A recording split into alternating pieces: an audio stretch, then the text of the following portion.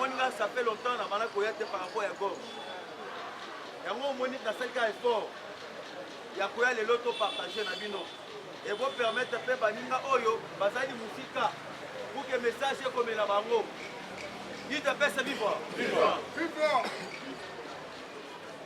Na minute oyo, ouais ba déjà que to comme na phase de guerre. Mali, Burkina Faso, Tchad, Guinée, Niger, Angola, l'Afrique du Sud, Burundi. Ango badimi balobi ke bazo déployer pe militaire na kati ya Pourquoi?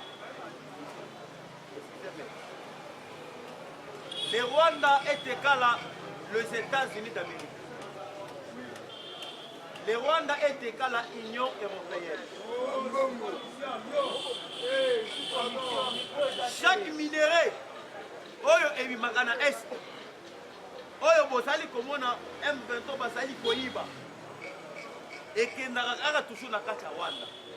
Et lorsque Kakame azali kokamata minerai wana, apesa kaka oyo tobengi les occidentaux. Parce que na minute oyo ba bénéficier ya ba minerai et ça la toujours Union européenne na États-Unis. Maintenant bloc oyo ya ba Moyen-Orient oyo tobengi BRICS bango ba se retrouver te. Yango moni bango pe basali bloc na bango na ba pays africains ya ko se dire RDC. Et à part ça, n'habitant oyo nazali quoi que c'est bino makambo eza ya koinda. Joao Lorenzo ya Angola a démissionné na poste na ya médiation. Merci.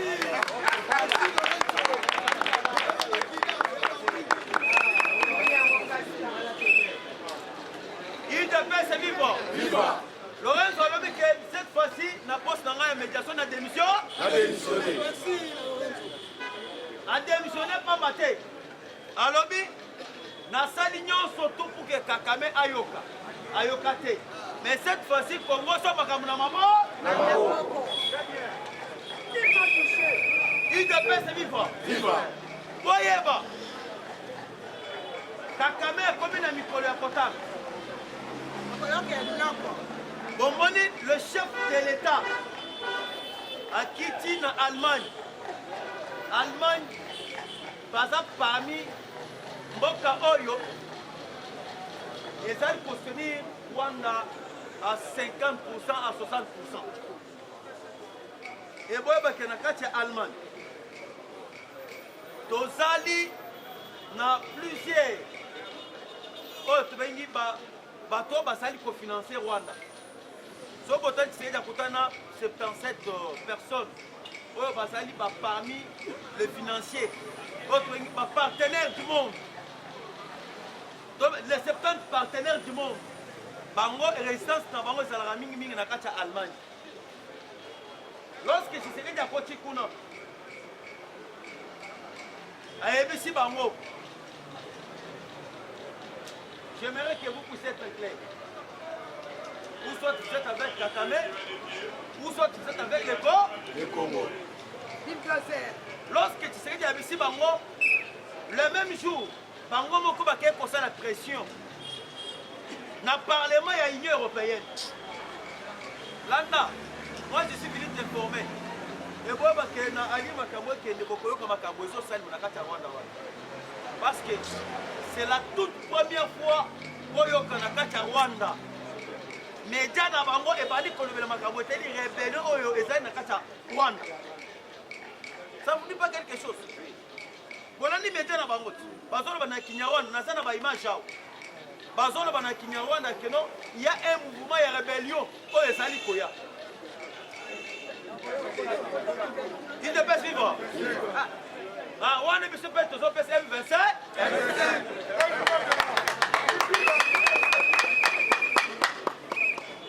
Sikoyo Bolandi. Notre objectif et c'est là qu'il y a que Rwanda a ta coopération avec l'Union européenne, pas ta coopération militaire avec le Rwanda. L'Union européenne, pas ta financement na bango et pas Rwanda. Et la deuxième des choses, va PCP Rwanda en bas. Sikoyo lobby boyoki sur 495 députés européens. Oyo ba c'est Jackie lobby. 443 va voter pour que va pesa Rwanda sanction, va voter pour que bakata financement et européen.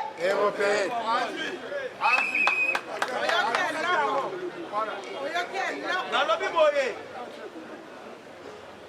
pour minimiser ma député. Tout commence par l'Assemblée nationale.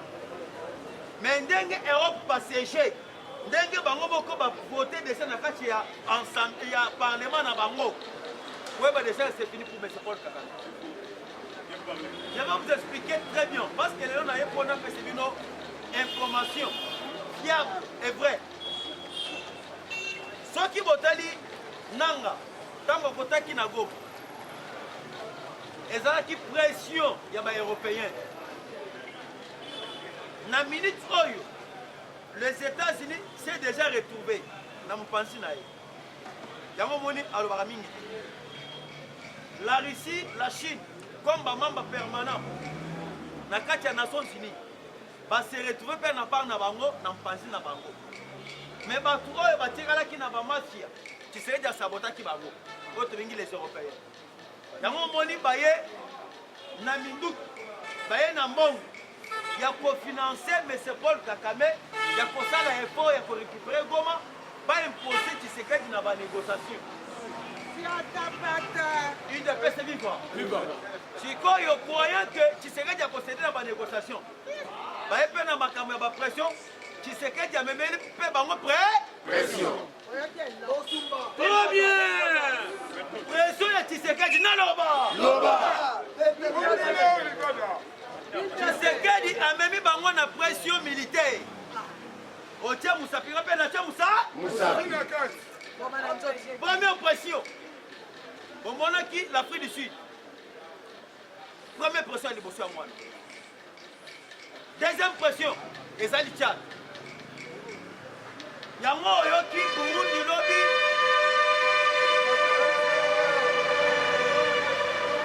Yango boyoki lobby président d'Aïchimie. Il y a Burundi qui devant jeunesse burundaise. A lobby que cette fois-ci Bitumba ils ont se déclenché dans Katia Rwanda. Ils ont ma caméra de gauche à droite. Ils sont des Burundais tous ceux qui sont dans Katia Rwanda. Trop bien. Mais comment? Il y a qui déjà les Européens vont comprendre. Et Bassali analyse. Ceux qui les l'autre ok Bitumba contre RDC. Bataille Bagolo raté. Pourquoi? Parce que premier partenaire dans Bango Oyo avant de financer Bango c'était les États-Unis. Comme les États-Unis, au côté à Trump, dans la Maison Blanche, à Kati, accord de Paris, moyen bon oui mais les États-Unis va faire Bango financer Rwanda et Zate. N'a moyen bataille Oyo bloc Oyo ezali simé Tshisekedi. Ba moyen l'Afrique du Sud, ba moyen Mali, ba moyen Tchad, ba moyen Burkina Faso, ba moyen Guinée et Barixi Bango. Yango omoni ba ke plus loin ya ko siéger na kati ya parlement na bango. Ba siéger pas mbaté. C'est parce que ba moni que Congo est devenu un pays fort. Trop bien.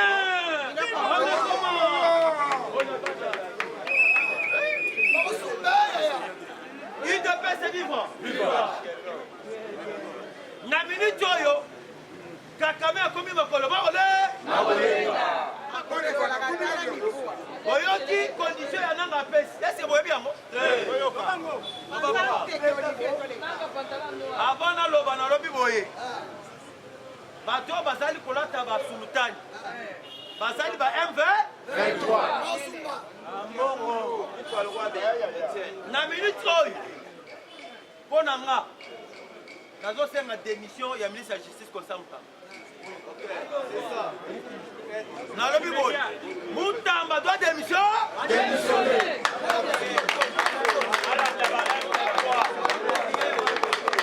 Nalobi boy yoka.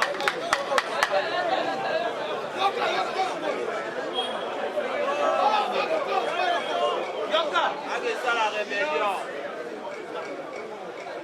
Nous avons ce que nous appelons le code pénal.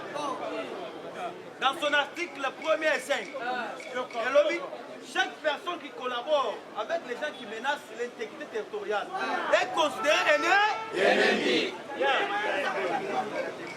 Le Oyo Nanga est considéré comme ennemi de la République.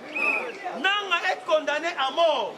Ndengenini par prêtre église catholique, parce que nous avons ennemi.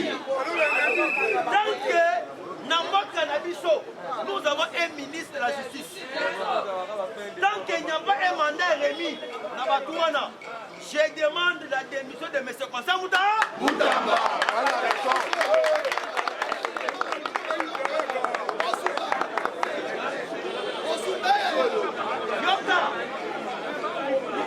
Comment ça fait-il?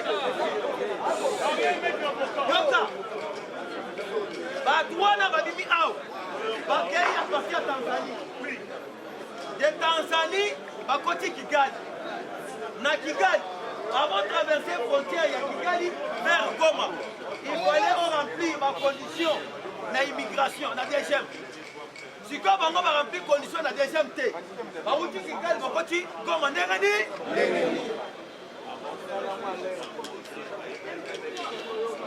Ce sont des oiseaux de même plumage.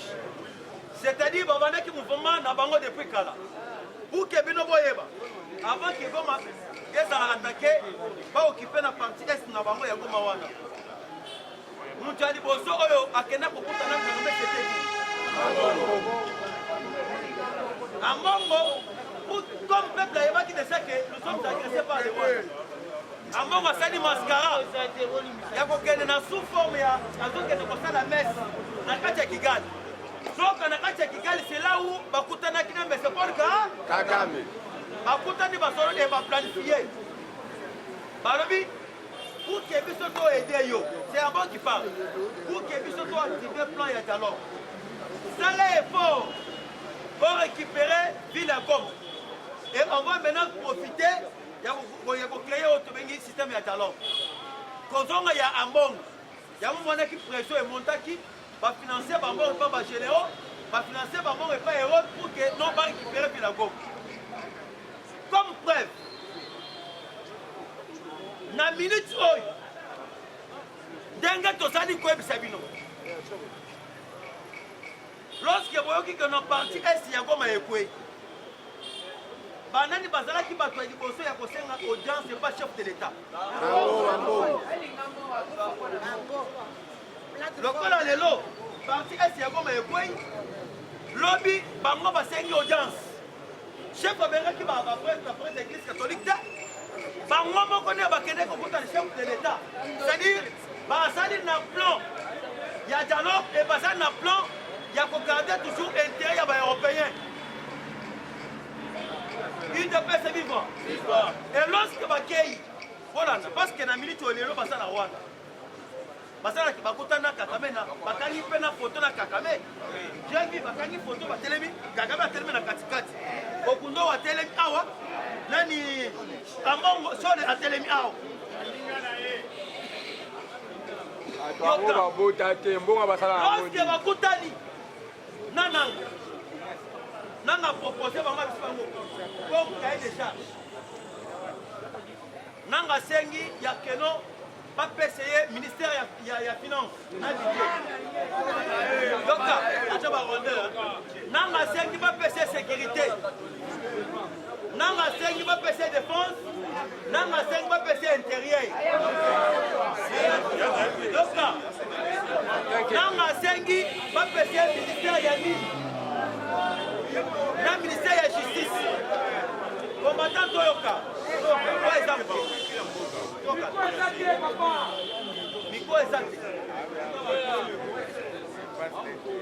Et pourquoi Nanga qui plus de poste ma poste régalien, va passer sécurité, va passer défense, c'est-à-dire que ça n'a pas bien planifié. Ceux qui est là va passer par défense, ma kamati ba M23 ba bani poste ba militaire na kati ya armée ndenge ba lingi. Yango biso to bisi ba ngobo. le président Tshisekedi ne change plus sa position. Tshisekedi a zali ferme, a zali déterminé. Alors je ne négocierai jamais avec les M23. Yama boyoki na kati ya Kigali. Kakame akepe kuna na kati ya Kigali. Bakutana bango. Kakame alobi Tshisekedi n'arrive pas à respecter mes conditions. Oyo Kabila signant. Selon conditions Kabila signant, Kabila va faire sa Rwanda chaque fin du mois 60 millions de dollars. 60 millions de dollars. Et à part ça, Kakame a lobby, on a eu un conflit avec Joseph Kabila. Il n'y a que cette province stratégique, Muntu Oyo a conquis pour celle qui est un Rwandais et non pas un Congolais d'origine. Quelle province? Kakame a lobby que c'est longtemps que Kabila qui n'a pouvoir. Cette province Oyo est qui n'a minerai stratégique. Maniema, Tanganyika, Kolwezi Enani, Tanganyika, Otomeni, Lubumbashi, Nord Kivu, Sud Kivu, Naïtour. Et ça, la province Oyo, celle qui est un Rwandais, il a compris pour ça la gouverner. Pas question à un Congolais. C'est ça le cas de charge Oyo, Kakame a fait sur Otomeni, Église catholique. Et Bino Boyeba, Moka Oyo, pour défendre en ça va celle que nous les Congolais. Ceux qui Moka Oyo et Boyeba que c'est fini pour nous. Mais comme le chef de l'État s'est déterminé, il y a pouvoir négocier. Ils sont peuple congolais, ils sont censés soutenir le chef de l'État. Je dis ça.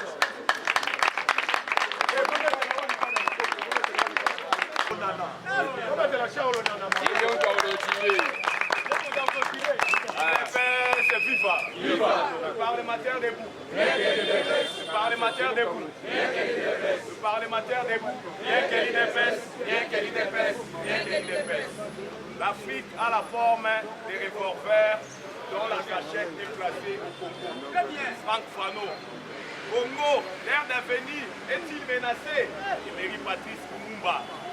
Et jamais trahir le Congo. C'est Laurent Désiré Kabila. Notre riposte sera vigoureuse. Fachi Béton, président Solution. Bombardement chirurgical, lobby. Robert Elanamba Boumundé Maboko. Anyanga la carte, on a lobby basé au sala manœuvre. Na niveau Sud Kivu. À côté, il y a un nenga sima. C'est quoi 25 likolo? Il est là, il est là. Mbangweri en désordre. Mbangweri. Donc on développe à moi. Moutou a zana bas mis sur Komona, il faut autant la bassine du temps. Victoire diplomatique écrasante. Bango na bango, Union européenne.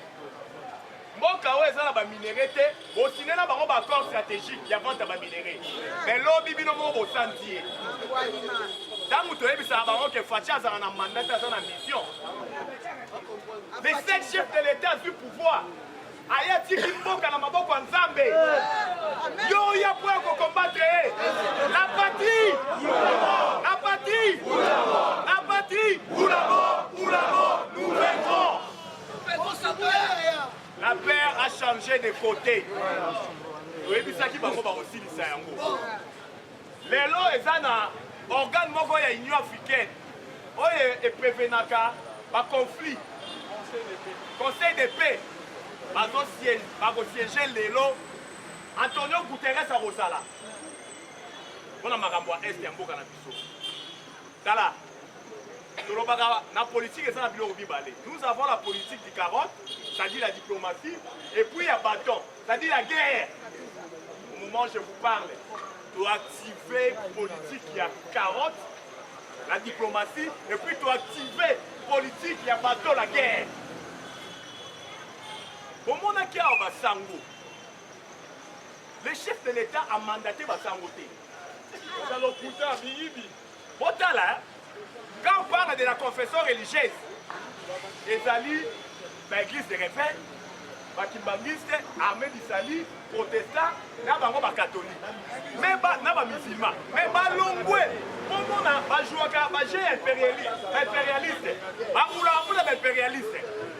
Basangani, Bango Batouazana même moral. Basango na protestant. Ba komona mokonzi mboka. Bato balata ba sultan. Dans ba moni mokonzi mboka ote dialogue national. Fatia lobi dialogue national pour mesate. Mais ba zui décision unilatérale directement ba ke ko pesa beki na pate ya ba Rwandais. O ba bengi pakebo. Elininga pamba corner nanga. Baleki na Rwanda. Pour aéroport à Goma fermé. Parce que au monde corner nanga. O a rassuré biso balkanisation ko zalati. Ce qu'on a dit dire à bato on comprendre que les gens na marambo ebele ba solo la. Ce qu'on a dit le pays na bango. Au monde les gens na marambo ebele ba solo la. Mais chose grave et étonnante.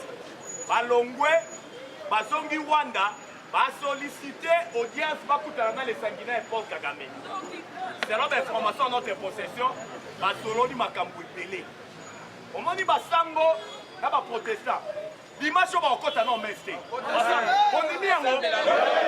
Dimasho bako kote église. Et puis toi ko ebisa bango. Chole. Ba protestant yoso ba ide komona nanga. Batika na esika bakei. Lelo bakeo okutana na Soriano na oyo héros mort. On va bien à la fin d'Yongo, moi na Rwandais. Bakao kutana na bango lelo na Belgique. Les gars, sur le bacolo les sectes qui rongent l'haricot se trouvent toujours dans l'haricot. Nyamalia kalide soit zalaka na l'idée. Comment dit tu m'arrêtes? Et ça va basango bozomo na oyo. Na ba protestant oyo. Bango de bazo rouler pour na impérialiste. Les gars, on dit ba congolais plus de 3000. Donc les gens, akundi bango na ba force commune. Bino bozo ke ngotenga dialogue na bato ba bombi ba congolais na Goma. Ba vie na bango esa fauché bêtement. Na ba richesse on nzamba implanté na mboka la bango. Mais bino boke ko pesa nanga ba beki. On lelo porte-parole ya gouvernement rwandais Yolande Makolo lobi o moni. Tangu to esa la bino ke M23. Et ça problème ba congolais bo boya. Bo moni ba sango na bango nde ba ko kutana na nanga. Ku pesi bango ba beki. Au moment où je vous parle, sur le plan économique, balance commerciale il y a Rwanda en chute libre. Vous avez dit que tu as espace aérien Nabiso.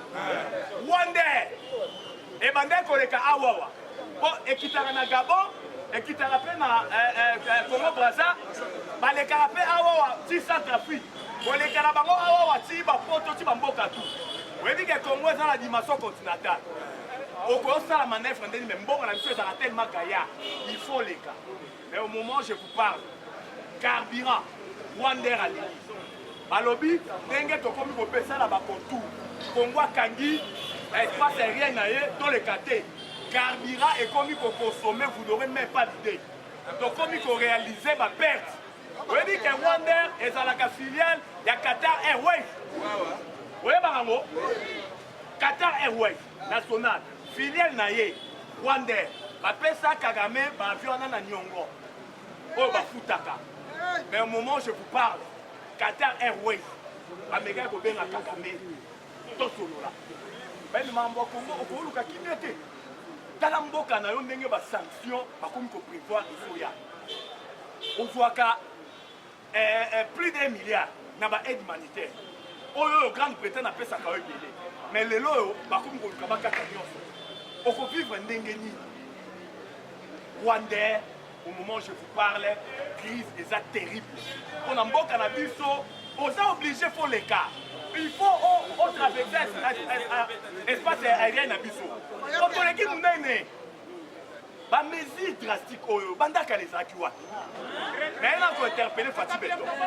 Il a fallu que Tumba ait compte à Goma pour toquer ta relation diplomatique proprement dite. Quand on est au fond d'art, tu es baraté, ambassade à Rwanda, malgré ton bengal ambassadeur, mais l'accord diplomatique est venu dans le ça. Ils sont prêts pour nous dire qu'on est comme ça. Voiture, c'est l'iti, Goma, il est côté de Goma, do Bengani, l'accord diplomatique, au sali, réduction des trains de vie à l'institution, au boy Wande et les cas l'espace aérien na biso. Pour comprendre que même Fati Béton, on voit qu'il dit tout le monde a légèreté. Les gars, est-ce que vous avez un Fati a dit tout le monde a légèreté. Mon Konzamboka a entouré la flatteur. Fati a entouré la flatteur. Biso toyaka koloba. Omoni mon Konzamboka. Toyaka koflataka ekarate. Tola kisaka esika makunga na esa. Pour changer. Tola kisaka esika makunga ezali. Est-ce que vous avez dit qu'il n'y a pas de développement là où il y a la guerre? Vous avez dit qu'il y a la Est et son voix combien? Est-ce que vous avez dit? Vous avez dit?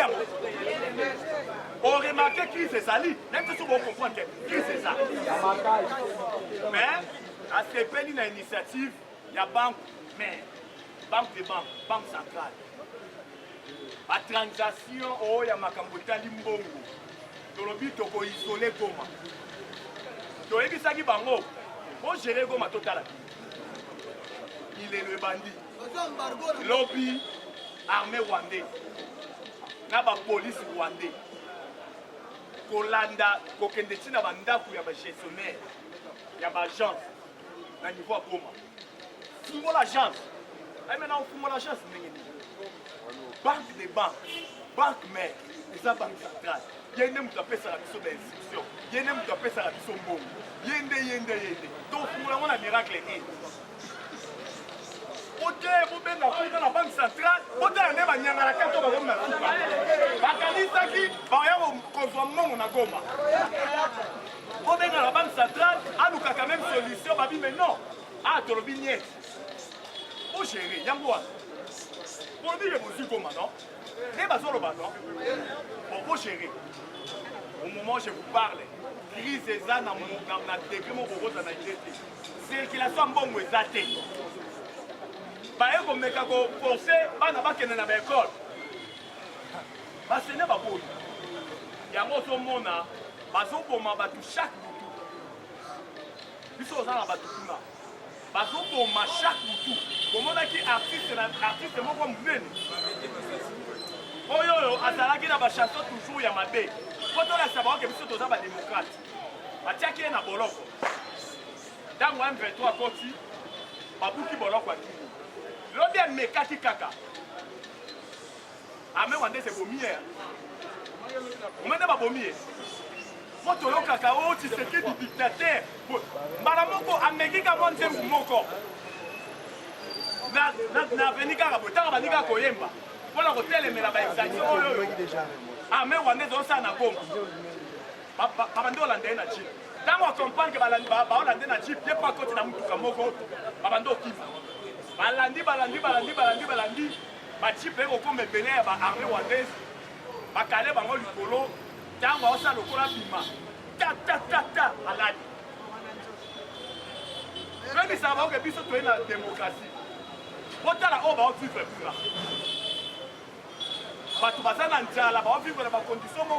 Vous n'aurez même pas l'idée. La paix a changé de côté. L'armée tchadienne. Le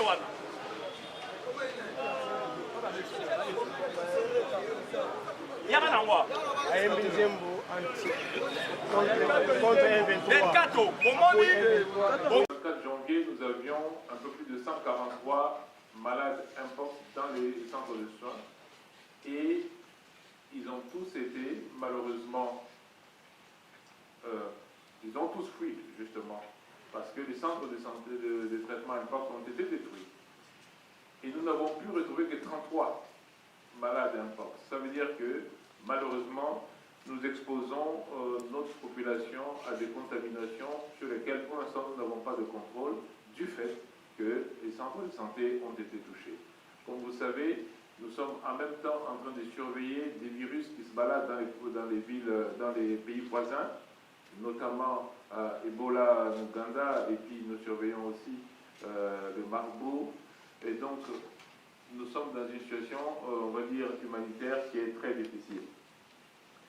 Deuxièmement, à cause de cet afflux massif des personnes blessées, avec la destruction de centres de dépôts notamment des dépôts de CICR, des dépôts de tous nos partenaires, eh bien, les réserves en médicaments ne sont plus que de quelques jours.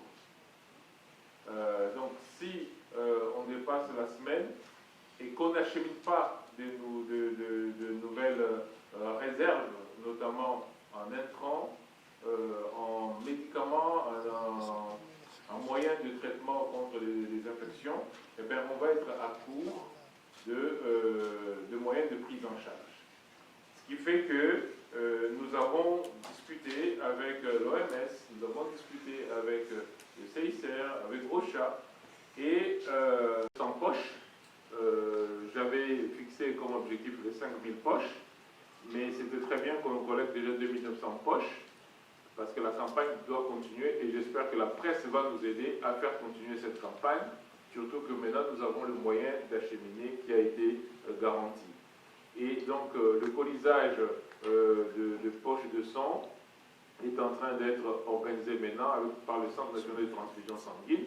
Et nous sommes en train, nous, maintenant, de préparer aussi tous les kits, notamment les kits de traumatologie, à envoyer pour que nos compatriotes soient pris en charge. Par rapport à la situation de Mpox, comme je viens de dire, quand on comprend qu'on a plus que 3 centres de traitement de Mpox qui sont opérationnels, et comme je vous ai dit, on a récupéré 33 malades sur les 143 qui étaient là au moment où les attaques ont commencé. Et cela veut dire que nous avons des chiffres d'Mpox que nous ne pouvons plus valider dans ces zones-là parce que malheureusement c'est très difficile d'avoir tous les chiffres. Un défi majeur que nous avons, c'est les prestataires, les médecins qui peuvent opérer, qui peuvent travailler là-bas. Comme vous savez que nous avons eu malheureusement à déplorer le fait que ce sont les mêmes qui travaillent tous les jours, pratiquement sans relâche, et donc avec un épuisement du personnel. Et donc la négociation maintenant, c'est comment envoyer nos médecins, comment envoyer nos infirmières pour qu'ils aillent travailler sur place. Nous sommes au niveau du ministère de la Santé déjà prêts. Hier encore, nous avons eu une réunion avec les équipes médicales qui peuvent rapidement descendre si effectivement la sécurité est garantie, parce que nous ne pouvons pas envoyer nos médecins sans avoir la garantie sécuritaire. Nous avons demandé donc que le couloir humanitaire, aussi bien pour les intrants, pour les équipements, que pour le personnel, soit garanti, et surtout au niveau des affaires étrangères. Et donc, voilà à peu près la situation actuelle. Au niveau de la ville, l'insalubrité et le nombre de corps en décomposition encore ne permet pas que nous puissions vraiment parler d'hygiène, parce que nous avons déjà, malheureusement, le choléra qui a commencé. Et la semaine dernière, on avait déjà plus de 98 cas de choléra, ce qui veut dire que le risque épidémiologique est très important. Au niveau administratif, nous avons du mal à fonctionner aussi, parce qu'effectivement, même pour faire ces démarches d'inhumation, eh bien, il faut que l'administration fonctionne, et pour l'instant, l'administration aussi pose problème. Donc, en gros, nous avons un accroissement du nombre de blessés. Comme je vous ai dit, rien que la semaine du 5 au 10, nous avons eu plus de 118 ou 128 nouveaux cas de blessés, qui amènent à plus de 4260 de total. Donc, nous avons encore de nouveaux décès que nous avons, nous, enregistrés comme nouveaux décès, qui montent à plus de 930 décès enregistrés dans les structures de soins, et ce n'est pas le décès dans la ville, et donc la situation reste préoccupante. Voici à peu près la cartographie, enfin la carte postale de la ville de Goma et de ses environs actuellement. Donc j'aimerais peut-être répondre à ces différentes questions pour clarifier un certain nombre de choses. Merci beaucoup, Excellence. Kigali, Ipi et Panabiso. Il y a liboso parce que Kigali baza koluka tofuta ba pako pour la collecte samakilawana. Mais finalement bazwi entente que bamakila na bakisi oyo tozotinda ekoki kokoma yango biso tozosala sikoyo bakoli wana ya kotinda donc makila ekomaki nanu te makila toza nango awa ekomaki nanu te mais sikoyo ezokende. Alors mpona campagne ya kozwa makila tobandaki na palais du peuple mais mpe na centre national de transfusion baza kozwa makila sikoyo lokola nzela ebondani tokobakisa sikoyo campagne wana bokomona kala mingi te bamédecin nyonso tu notamment syndicat na biso ya bamédecin ezobandela campagne wana mpona kozwa makila na bisika mosusu oyo ezali palais du peuple te. C'est pas le gouvernement qui est impliqué dans les négociations. Par contre, notre ministre des Affaires étrangères, elle, au niveau international, elle travaille et elle plaide pour cette levée, pour le Rwanda, parce que c'est le Rwanda, c'est pas le M23. Le M23, c'est juste la pacotille qui est mise devant, mais c'est le Rwanda.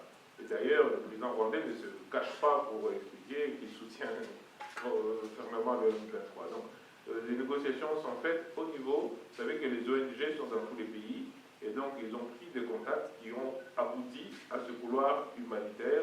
Ce n'est pas avec le M23. Mais bien sûr que quand le M23 reçoit les instructions du Rwanda, le M23 obéit. Ça c'est clair. En tout cas, ce qui est certain, c'est que nous sépare l'OMS, que nous avons reçu l'assurance que le couloir humanitaire maintenant est garanti. Et c'est l'OMS qui nous a demandé de préparer le polissage que nous avons commencé à faire, notamment avec le Centre national de transfusion sanguine. Donc ce n'est pas une négociation directe avec le M23 ou avec qui que ce soit, c'est au niveau humanitaire et au niveau international par les affaires étrangères. Et donc pour ce qui est du choléra, nous avons malheureusement déjà enregistré beaucoup de cas de choléra, comme je viens de dire, et la coupure d'eau, le fait que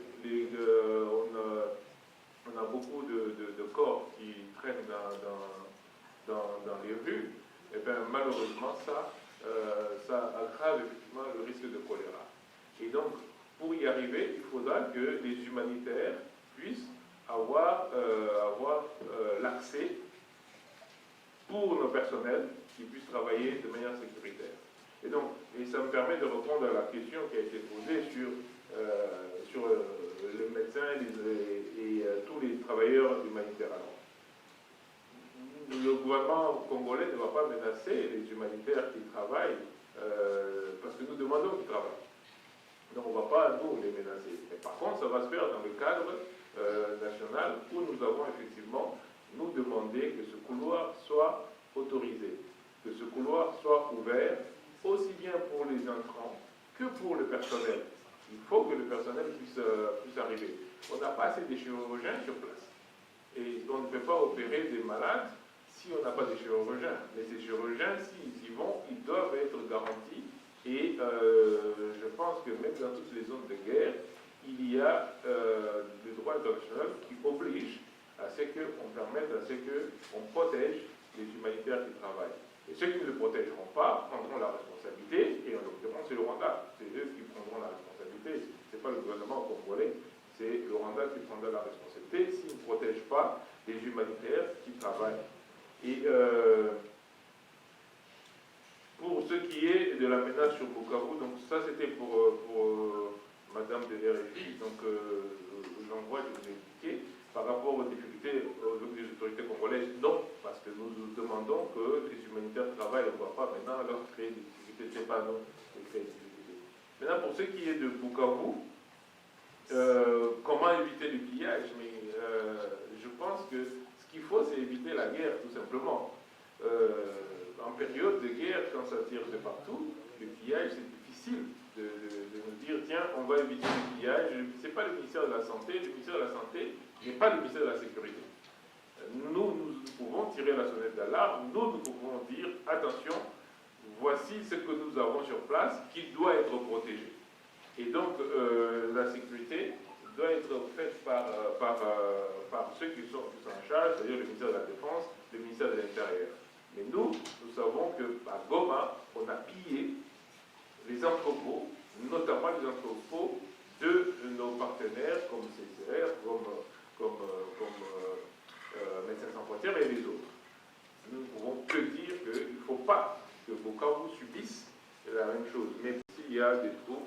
nous allons sécuriser, éviter les pillages. Ce n'est pas au ministère de la Santé de le faire. USAID, nous avons déjà mis une commission au niveau du secteur de la santé pour évaluer toutes les conséquences du retrait de USAID. Vous savez qu'il n'y a pas que USAID, il y a d'autres organisations encore, même l'OMS, qui vont souffrir du fait de ne plus recevoir les cotisations des États-Unis d'Amérique. Encore une fois, ce sont des conséquences globales, parce que USAID, c'est quand même l'aide américaine au niveau global. Et ces conséquences globales vont aussi toucher la RDC, parce qu'il y a beaucoup de programmes, que ce soit en termes de médicaments, que ce soit en termes d'équipement, que ce soit en termes de soutien général au système de santé. Eh bien, si nous n'avons plus le soutien qui avait été déjà même planifié, parfois même en exécution, si tout cela s'arrête, eh bien, il y aura sûrement des conséquences. Mais ces conséquences manquent un peu plus de 900 corps, en disant qu'on a déjà enterré plus de 500 corps, en disant que nous n'avons pas, nous, enterré tous les corps. Il y a des corps qui sont enterrés par la Croix-Rouge, il y a des corps qui sont... Ce qui fait que le bilan que j'annonce, je le répète toujours, c'est le bilan, on va dire, partiel, compté dans nos structures de soins. Mais tous les morts qui sont enterrés parce qu'on a ramassé beaucoup de corps, je ne peux pas donner ce bilan-là, et c'est d'autres organisations, notamment les Nations Unies, qui peuvent le donner. Nous avons dans nos structures, à l'heure où je vous parle, plus de 4200 malades blessés, ce qui est déjà énorme. Nous avons dans nos structures, dans nos morgues, des capacités dépassées avec plus de 900 corps. Nous avons déjà enterré plus de 500 morts. 500 corps. Donc, les chiffres que je donne, moi, sont des chiffres du secteur de la santé, en sachant qu'il est déréglé. Et j'ai précisé que Niragongo, par exemple, nous n'arrivons pas à accéder pour donner le bilan correct. Donc le bilan que je vous donne est minimal. C'est vraiment le bilan minimal. Mais le carnage a été beaucoup plus important.